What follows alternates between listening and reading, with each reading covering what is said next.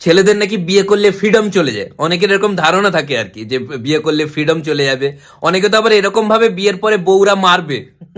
অনেকে কি, আমি নিজেই এরকম ভাবতাম যে হয়তো বিয়ের পরে বউ আমাকে মারবে, কিন্তু বিয়ে হয়ে গেছে এতদিন, নিশ্চিন্ত করে তোমাদের বলতে পারি যে এগুলো কিচ্ছু হয় না। পায়ে ধরে ক্ষমা চাইলে ঠিক ছেড়ে দেয়। আমার বউ একবার আমাকে মারতে এসেছিল, আমি ওপেন থ্রেড দিয়ে দিয়েছি, দম থাকতে হবে, আমি ওপেন ওকে থ্রেড দিলাম, এই সাহস থাকলে আমার গায়ে হাত তুলে দেখা হতো তৃতীয়বার। বন্ধুরা, 3বারের বেশি মারতে দিইনি ওকে।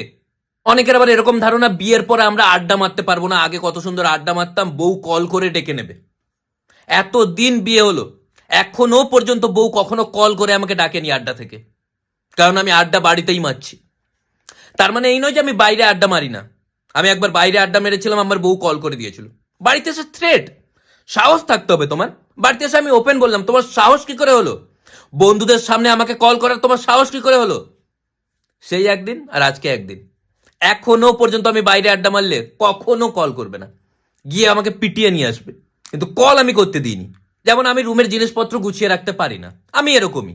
আমার বউ সব জিনিসপত্র গুছিয়ে রাখে, একদিন আমাকে বলছে, এই তুমি সব জিনিসপত্র গুছিয়ে রাখবে। উল্টে আমি থ্রেট মারলাম যে আমি জিনিসপত্র এতদিন পর্যন্ত গুছিয়ে রাখিনি, তোমার জন্য আমি কেন চেঞ্জ হব? ডাইরেক্ট বললাম, তোমার জন্য কেন আমি চেঞ্জ হব? বাস সেই একদিন আজকে একদিন, কোনো প্রবলেমই হয়নি। রুম চেঞ্জ, আলাদা রুমে থাকছি আমি।